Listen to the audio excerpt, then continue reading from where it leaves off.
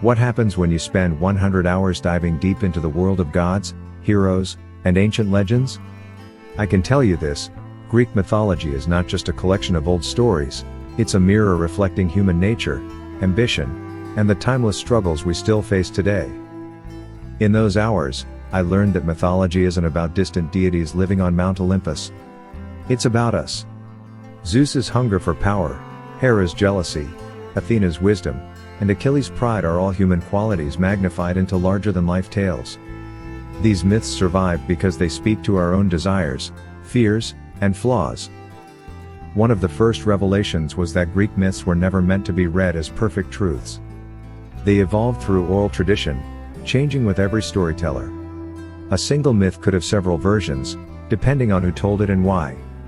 This taught me that mythology is flexible, adaptable, just like culture itself.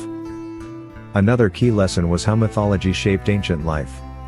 The Greeks used myths to explain the unexplainable, why the seasons change, why people suffer, why fate feels so unavoidable.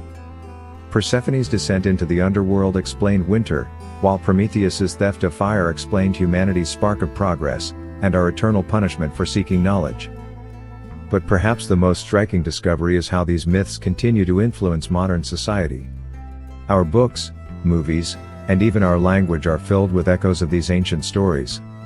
From the concept of a Trojan horse in cybersecurity to superhero movies that borrow heavily from the archetypes of Heracles or Theseus, mythology has never left us.